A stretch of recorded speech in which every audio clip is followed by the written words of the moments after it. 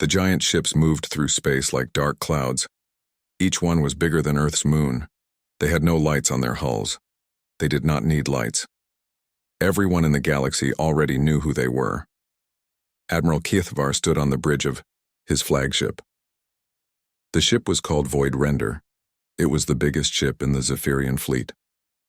From his command chair, he could see 17 different star systems on his screens. All of them belonged to him now. The admiral was tall and thin. His skin was gray like metal. His eyes glowed with a cold blue light. He had lived for over 2,000 years. In all that time, he had never lost a battle. Neither had any other Zephyrian commander. "Sir, the next system is ahead," said his second-in-command. Her name was Velana. She was younger than the admiral, but still very old by human standards. "Shall we begin the attack?" Kethvar looked at the data on his screen. The next star system had 12 planets. 3 of them had life. The beings there called themselves the Corvani. They had built cities and spaceships. They thought they were advanced. "How many ships do they have?" asked the admiral. "About 300, sir," replied Velana. "Their biggest ship is 2 miles long. Their weapons use plasma energy." The admiral almost smiled. Almost. Zephyrians did not show much emotion. "Send in 1 destroyer," he said. "That should be enough." Velana nodded and gave the order. One of the smaller Zephyrian ships broke away from the main fleet. It was still huge compared to the alien vessels. The destroyer was 20 miles long and packed with weapons that could tear holes in reality itself. The battle lasted 12 minutes. The Corvani fought bravely. They fired everything they had at the single Zephyrian ship. Their plasma beams and missile attacks lit up space like fireworks. But the destroyer's shields existed in another dimension. The alien weapons passed right through them like they were not even there. The Zephyrian ship fired back just once. A beam of concentrated dark matter swept across the Corvani fleet. Every ship it touched simply disappeared, not destroyed, not blown apart. They just stopped existing. In 12 minutes, 300 ships became 0 ships. An entire civilization's space force was gone. "Send the surrender message," and ordered Admiral Kethvar. The message was always the same. It was broadcast in every language the aliens used. "Your military has been defeated. You will now join the Zephyrian Empire. Resistance will result in the destruction of your worlds. You have 1 hour to respond." The Corvani leaders did what every other species had done for 3,000 years. They surrendered. Admiral Kethvar marked another star system as conquered on his map. That made it number 4847. He had personally conquered over 500 systems. Other Zephyrian fleets had taken the rest. The Empire now controlled 17 whole galaxies. 3,000 years ago, the Zephyrians had been just another space-traveling race. They were smart and their technology was good, but they were not special. Then they found the Void Gates. The Void Gates were left behind by an ancient race that had died out millions of years ago. The gates could do things that seemed impossible. They could bend space and time. They could create energy from nothing. They could make matter exist in several dimensions at once. The Zephyrians learned to use the gates. They built their ships with Void Gate technology. Their weapons fired dark matter pulled from empty space. Their shields existed in parallel dimensions where enemy attacks could not reach them. Their engines folded space like paper, letting them travel faster than light without really moving at all. With this technology, they became unstoppable. They did not want to rule the galaxy at first. They just wanted to explore and trade. But other species saw their power and became afraid. Some tried to steal Zephyrian technology. Others formed alliances to fight them. A few even launched surprise attacks on Zephyrian colonies, so the Zephyrians decided to conquer everyone. It was easier than dealing with constant threats. The first few wars were hard. The Zephyrians had better technology, but their enemies had more ships and more soldiers. Many battles were long and costly, but as the Empire grew bigger, the wars became easier. Soon, most species surrendered without fighting at all. Admiral Kethvar had been born during the early conquest period. He had grown up watching his people become the masters of the galaxy. Now, as an adult, he found war boring.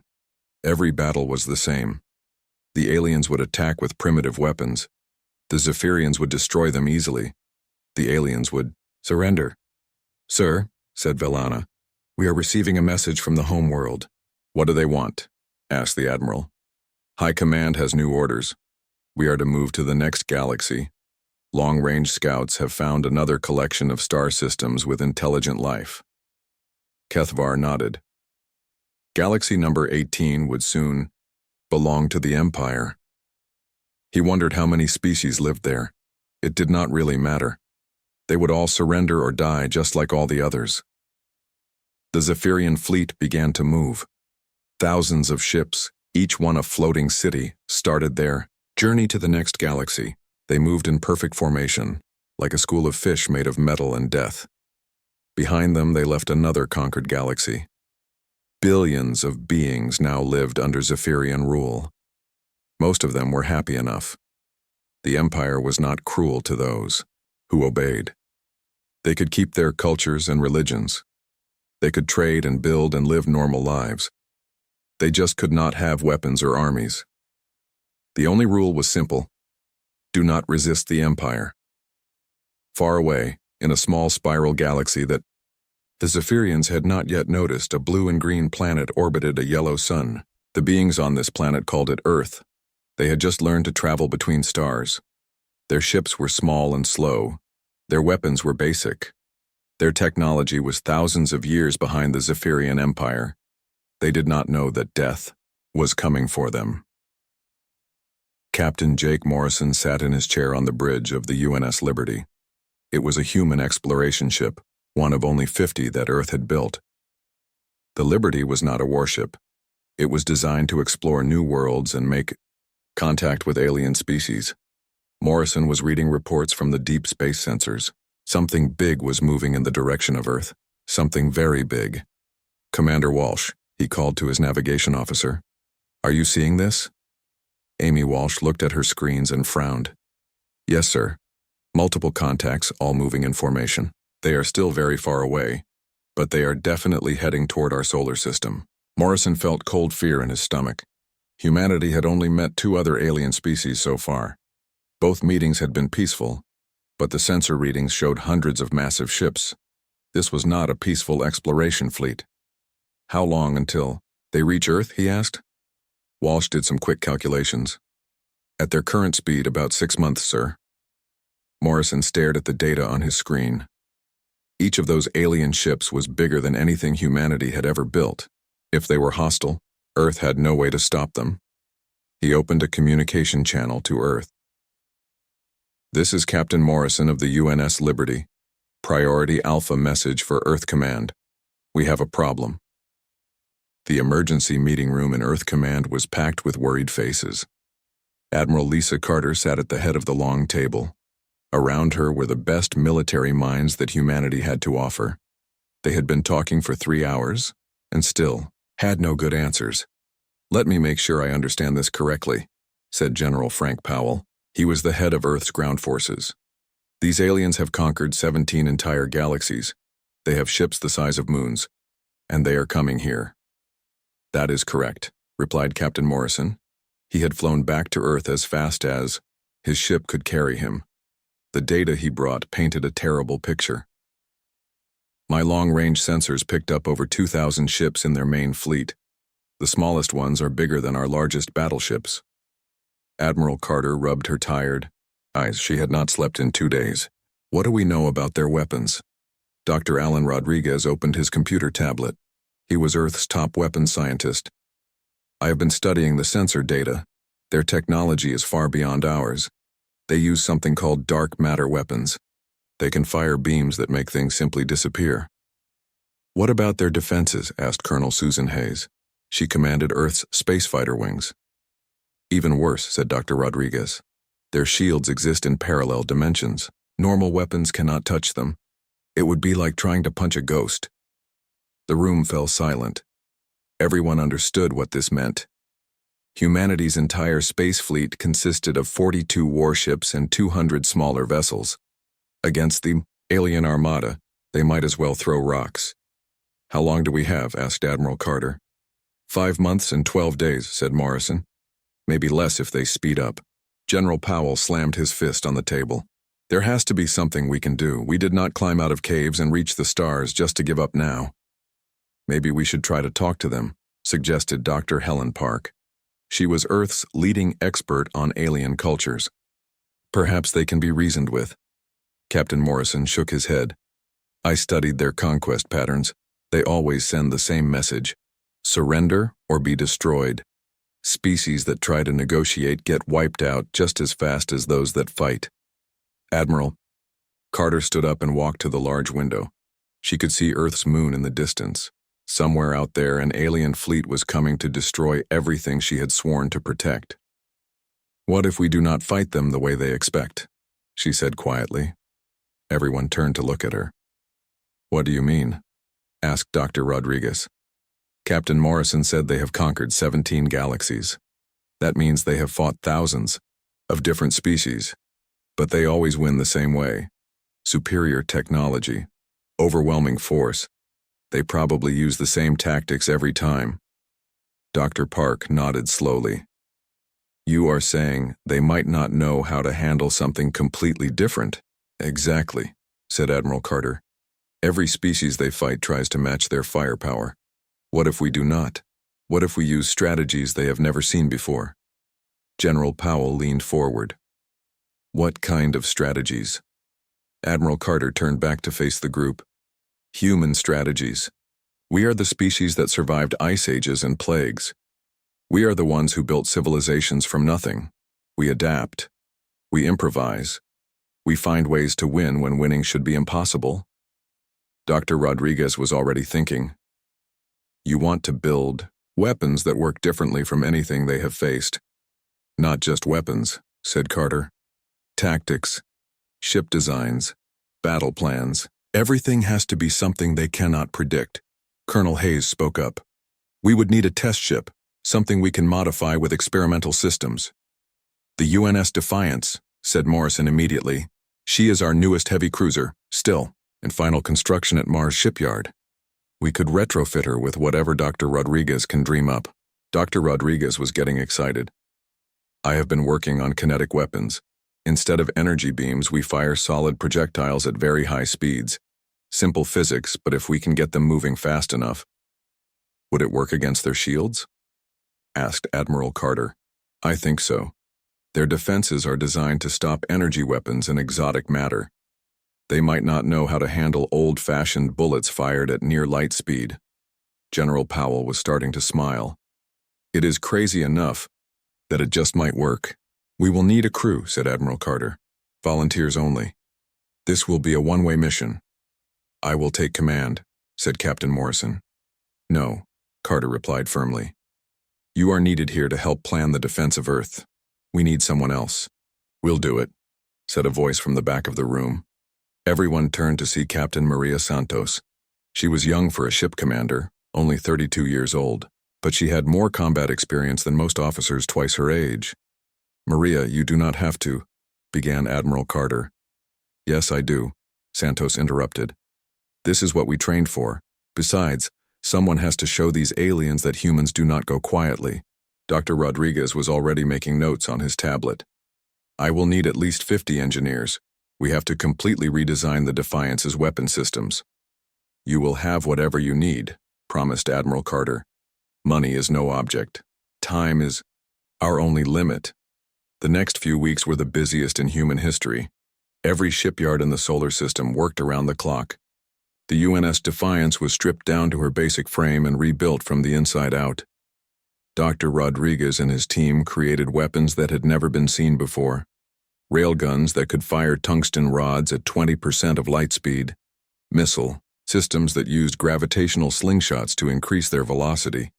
Even simple nuclear warheads were modified to work in ways the aliens would not expect. Captain Santos hand-picked her crew from volunteers across the entire fleet.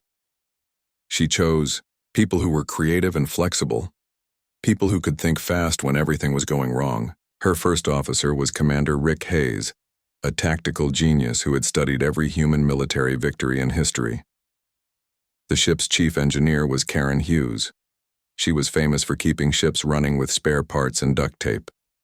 If anyone could make the experimental systems work, it would be her. Lieutenant Commander Steve Parker became the weapons officer. He had trained on every gun system in the human fleet. Now he would have to learn entirely new ways to fight. Navigator Amy Walsh was given the job of plotting impossible courses. She studied asteroid fields and gravity wells, looking for ways to use the solar system itself as a weapon. As the Defiance took shape, so did humanity's desperate plan. They would not try to stop the alien fleet. That was impossible. Instead, they would hit them where they least expected it.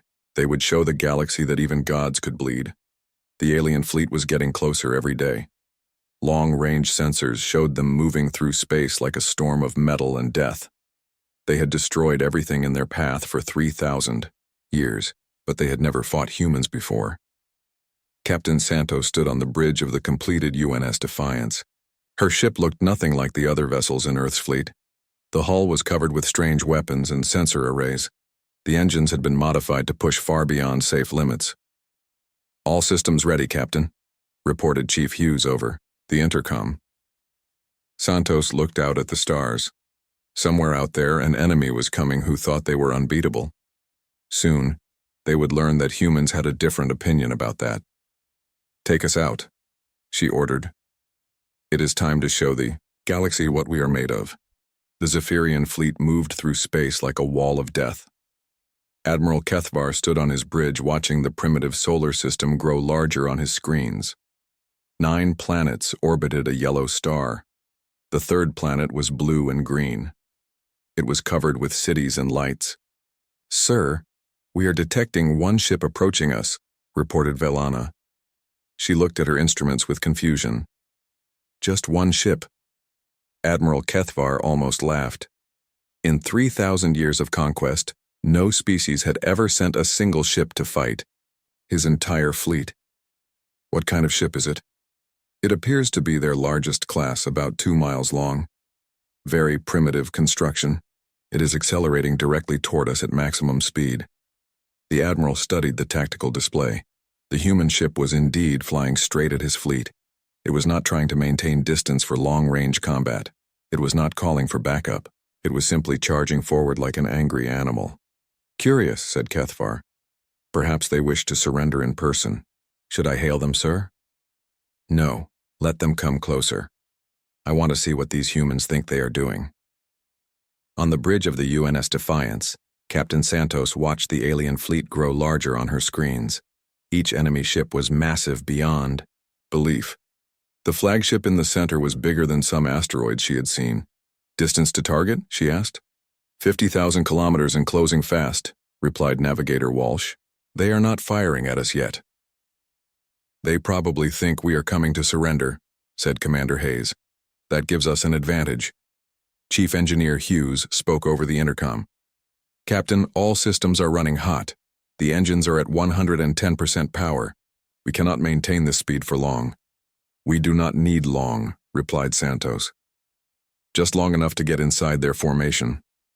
Lieutenant Commander Parker studied his weapon displays. The experimental railguns were charged and ready. Each one could fire a tungsten rod at 60,000 kilometers per second. At that speed, the projectiles would hit with the force of nuclear bombs. "Weapons ready, Captain," he reported.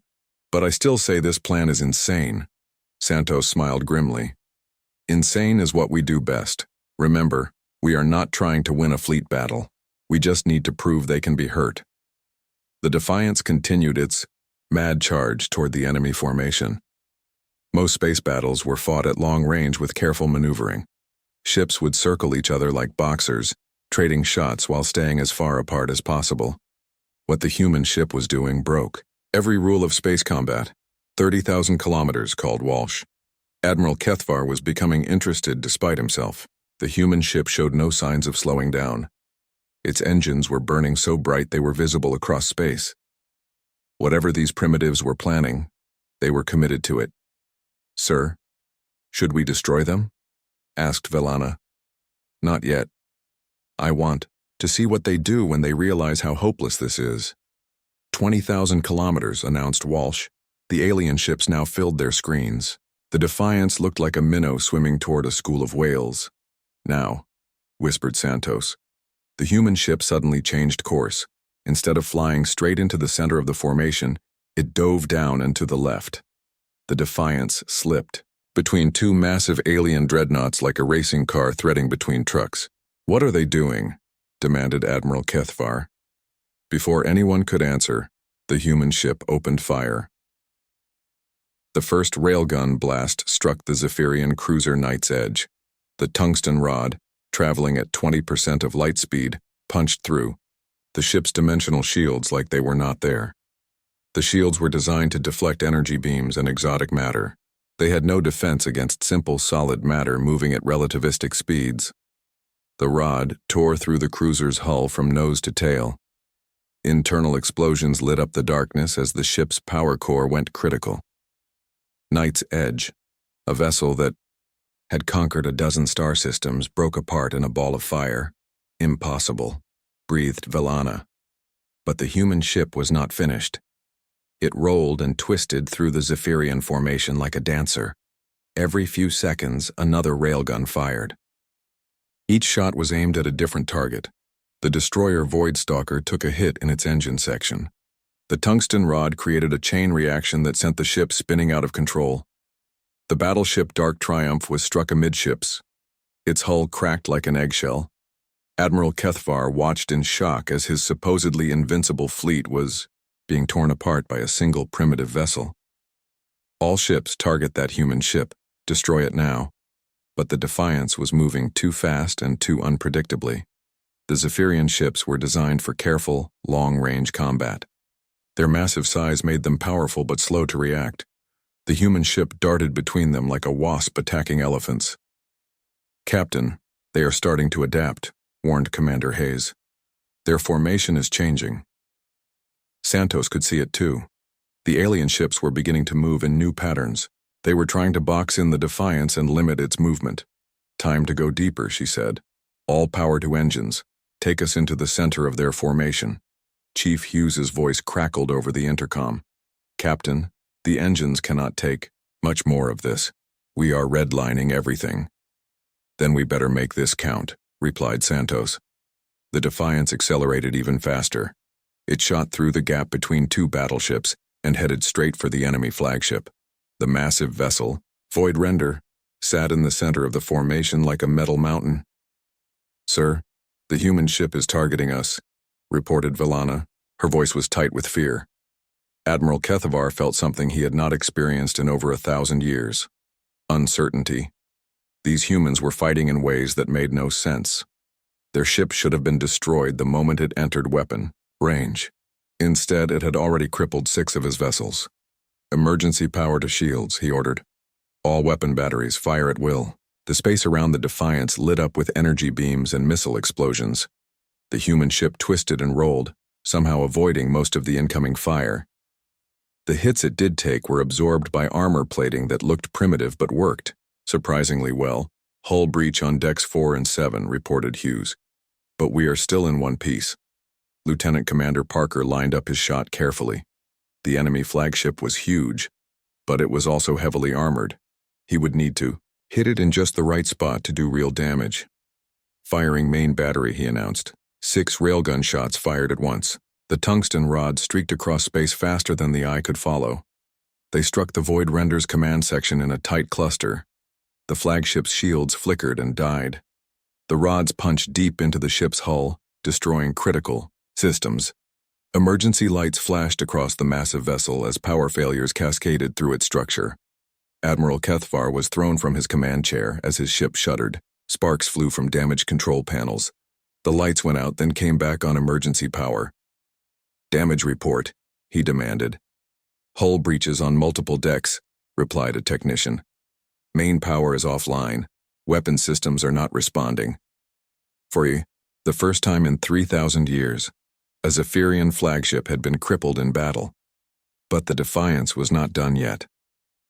Captain Santos ordered her ship into an impossible turn that should have torn it apart. Somehow, Chief Hughes kept the engines running and the hull together. "One more pass," Santos said grimly. "Let's show them what humans are really made of." The battered human ship dove toward another group of alien vessels. Its railguns fired again and again. Each shot found its mark. Each hit proved that the mighty Zephyrian Empire could bleed. Admiral Kethvar watched his perfect formation dissolve into chaos. Ships were burning. Commanders were panicking. His 3,000-year winning streak was ending at the hands of a single human vessel. He activated the fleet communication system. His voice was heard by every ship in the Armada. All vessels. New priority target. That human ship must be destroyed. At any cost.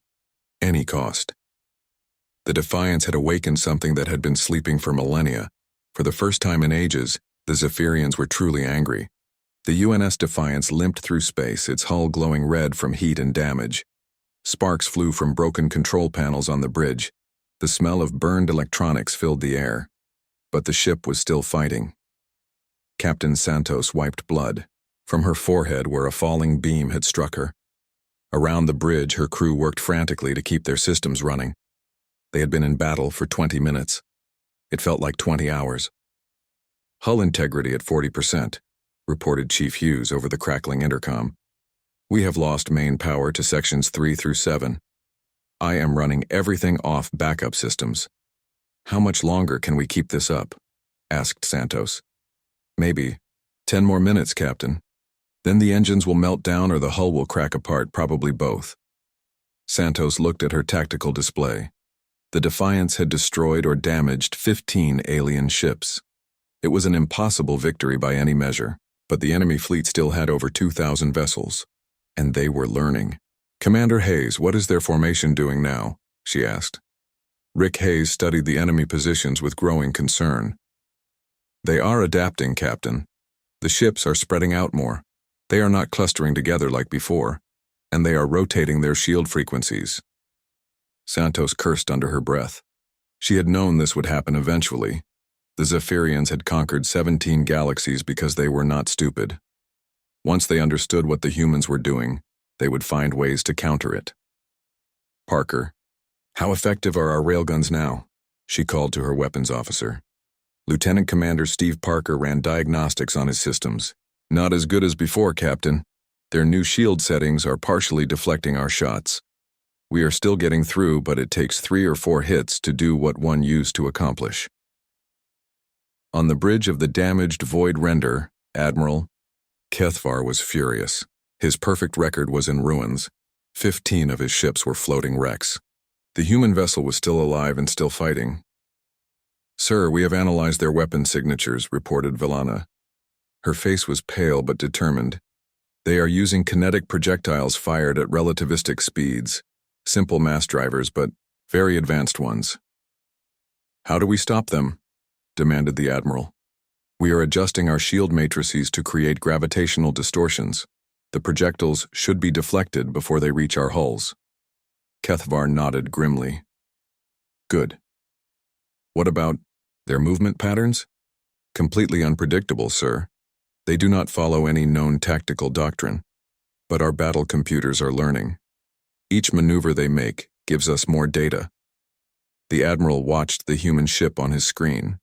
It was clearly damaged, but still dangerous, like a wounded animal that refuses to die. All ships tighten the formation, force them into a smaller area. Once we limit their movement, we can destroy them. The Zephyrian fleet began to close in on the Defiance like a metal net. The human ship found itself with less and less room to maneuver. Every turn brought it closer to enemy weapons. "Captain, they are boxing us in," warned Navigator Walsh. "We are running out of space to move." Santos could see the trap closing around them. The aliens had learned from their mistakes. They were using their superior numbers to limit the Defiance's greatest advantage, its mobility. "Chief, I need more power to the engines," she called. "Captain, we are already past redline. If I push them any harder, they will explode. Do it anyway. We need every bit of speed we can get." Hughes hesitated for a moment, then made the adjustments. The ship shuddered as its engines were pushed beyond all safety limits. Warning alarms blared throughout the vessel. The Defiance shot forward in a burst of speed that surprised even the Zephyrians, but Santos knew it could not last. The engines would burn out soon, leaving them helpless. Commander Hayes was studying the tactical situation when an idea struck him. "Captain, what if we stop trying to fight them conventionally?" "What do you mean?" asked Santos. "We have proven our point. We have shown that they can be hurt, but we cannot win a straight battle against 2,000 ships. Maybe it is time to try something else." Santos looked at him with interest. "What did you have in mind?" Hayes pointed to the main display. "Their flagship is damaged but not destroyed. If we could take out their command ship completely, it might disrupt their entire fleet." "A ramming attack?" asked Parker. "Exactly. We use the Defiance as a missile, hit them at maximum velocity. Even if their shields stop most of the impact, the explosion should be big enough to finish what we started." Santos felt a cold certainty settle in her stomach. She had known this mission was one way from the beginning, but hearing it said out loud made it real. "How long would we have?" she asked quietly. Hayes ran calculations on his computer. "At our current acceleration, about 3 minutes to reach ramming speed. Maybe 4 if we can avoid their main batteries." "Captain," interrupted Walsh, "incoming transmission from Earth." Santos hesitated, then nodded. "Put it through." Admiral Carter's voice filled the bridge, crackling with static from the long distance. "Maria, we are monitoring your battle. The whole world is watching. You have already done more than anyone thought possible." "Admiral, we are about to attempt a final attack on their flagship," replied Santos. "I wanted you to know it has been an honor to serve." There was a long pause before Carter responded. "The honor is ours, Captain. All of ours. Earth will remember what you and your crew did here today." Santos closed the communication channel and looked around her bridge. Her crew was still working, still fighting, even though they all knew how this would end. "Chief Hughes, how are our engines holding up?" she asked. "Barely, Captain. But they will last long enough for what you are planning." "Parker, arm all remaining weapons. When we hit their flagship, I want every missile and railgun round we have left to go off at once." "Aye, Captain. Programming a zero-delay detonation sequence now." Santos took a deep breath and activated the ship-wide communication system. "All hands, this is the captain. In a few minutes, we are going to ram the enemy flagship. It has been my privilege to serve with all of you. Today, we showed the galaxy that humans do not surrender, we do not give up, and we do not go quietly into the dark." The crew of the Defiance prepared for their final moments with quiet determination. They had volunteered for this mission, knowing they would not return. Now that the time had come, they faced it with courage. "All ahead full," ordered Santos. "Target the enemy flagship's command section. Let's finish what we started." The battered human ship turned toward the massive alien vessel and began its final charge. Behind it, Earth watched and waited. Ahead, an empire that had never known defeat was about to learn what human determination really meant. Admiral Kethavar saw the human ship turning toward him and understood immediately what they intended. "Emergency evasive maneuvers," he shouted. "All power to engines." But the Void Render was too big and too damaged to move quickly. The human ship was small and fast and driven by desperate courage. "Impact in 60 seconds, reported Valana. Kethvar watched the approaching ship with something like respect. These humans were about to die, but they were making sure their deaths would matter. The Defiance screamed through space toward its final target, carrying with it the hopes and defiance of an entire species. In moments, the galaxy would learn that even the mightiest empire could fall to those who refused to kneel. The UNS Defiance struck the Void Render at nearly half the speed of light. The impact was like a star being born. The explosion lit up space for millions of kilometers in every direction. Both ships disappeared in a ball of fire that could be seen from the edge of the solar system. When the light faded, the Zephyrian flagship was gone. In its place was a slowly expanding cloud of debris and energy. 12 other alien ships that had been too close to the explosion were also destroyed or heavily damaged. Admiral Kethvar was dead. His entire command staff was dead. The Void Render, which had conquered hundreds of star systems, was nothing but scattered metal floating in space. But the explosion did more than destroy ships. It sent out a subspace signal that traveled faster than light itself. Every spacefaring civilization within 50 galaxies received the transmission. They all saw the same thing: the impossible sight of Zephyrian ships burning. On Earth, Admiral Carter watched the long-range sensors with tears in her eyes. The brave crew of the Defiance was gone, but their sacrifice had shaken the enemy fleet to its core. The remaining Zephyrian ships were moving in confused patterns. Some were retreating, others were trying to regroup. None of them seemed to know what to do next. "Admiral," called her communications officer, "we are receiving signals from across the galaxy. Dozens of different species are trying to contact us." Carter wiped her eyes and straightened her uniform. "What are they saying?"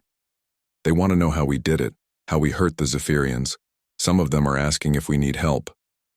For the first time in months, Carter allowed herself to smile. "Open a channel to all frequencies. Tell them that humanity stands ready to fight, and tell them that the Zephyrian Empire is not invincible." The second in command of the Zephyrian fleet was Commander Zalthor. He had never expected to take control of the Armada. He had always assumed that Admiral Kethvar would live forever. Now he sat in the command chair of a replacement flagship, trying to understand what had just happened. "Sir, we are receiving reports from across the Empire," said his aide. "Word of our defeat here is spreading quickly." Zalthor felt sick. Defeat. In 3,000 years, no Zephyrian fleet had ever been defeated. They had lost battles before, but always against other Zephyrian forces during civil wars. Never against an alien species. "What kind of reports?" he asked. "Rebellion, sir. The Karathi system has declared independence. The crystal beings of Arcturus Prime have destroyed our garrison there. At least 15 other systems are showing signs of unrest." Zalthor stared at the tactical display. His fleet still numbered over 1,800 ships. He could easily destroy this human world and every living thing on it. But would that stop the rebellions, or would it make them worse? "Sir, what are your orders?" asked his aide. Zalthor thought about Admiral Kethvar. The old commander would have ordered the complete destruction of Earth without hesitation. But Kethvar was dead, killed by a single human ship that should not have been able to scratch their paint. "Withdraw the fleet," he said quietly. "Sir, you heard me. Pull back to the edge of this system. Send a message to High Command. Tell them we need to rethink our strategy." On a world called Korathia, an alien named Veltar watched the subspace transmission for the 10th time. He was old now, over 300 years by his species counting. He had been young when the Zephyrians first conquered his homeworld. He had spent his entire adult life under their rule. But now he was seeing something impossible. Zephyrian ships destroyed by primitives who had barely learned to travel between stars. If these humans could hurt the Empire, maybe others could, too. Veltar activated his hidden communication device. It was illegal for conquered species to own such equipment, but he had kept it hidden for decades. Now he used it to contact other resistance cells across his world. "My friends," he said into the device, "today we have seen a miracle. The Zephyrians can be beaten. It is time for Korathia to be free again." Within hours, similar conversations were happening on dozens of worlds. Species that had given up hope were suddenly talking about freedom again. Weapons caches that had been buried for centuries were being dug up. Ships were being stolen from Zephyrian shipyards. The human sacrifice on the edge of a small solar system had lit a fire that was spreading across the galaxy. Commander Tony Mitchell stood on the bridge of Earth's newest battleship. It had been 6 months since the battle with the Zephyrians. Mitchell had been Captain Santos's first officer before her promotion to the Defiance. Now he commanded the UNS Victory, the first ship built with lessons learned from that desperate fight. "Sir, we are receiving a transmission from the Korathi fleet," reported his communications officer. Mitchell smiled. The Korathi had been the first to rebel after seeing the Defiance's battle. Now they had a small but growing space force built with salvaged Zephyrian technology and human tactical advice. "What do they say?" he asked. "They have successfully liberated 3 more star systems. They are requesting support for an attack on the Zephyrian supply depot at Zerion Prime." "Tell them we will be there," replied Mitchell. "It is time to show the galaxy that the rebellion is spreading." The war that followed was unlike anything the galaxy had ever seen. Instead of one massive fleet conquering helpless worlds, it became 1,000 small battles fought across hundreds of star systems. The Zephyrians found themselves fighting enemies who used human tactics, human creativity, and human stubbornness. Species that had never worked together before formed alliances. Humans shared their military knowledge freely with anyone who would fight the Empire. The crystal beings developed new shield technologies. The Karathi built fast attack ships. Even the peaceful plant creatures of Verdania contributed by growing biological weapons. Dr. Rodriguez, now promoted to head of Earth's military research, worked around the clock to develop new weapons for the Alliance. His kinetic guns were being built in shipyards across 20 different star systems.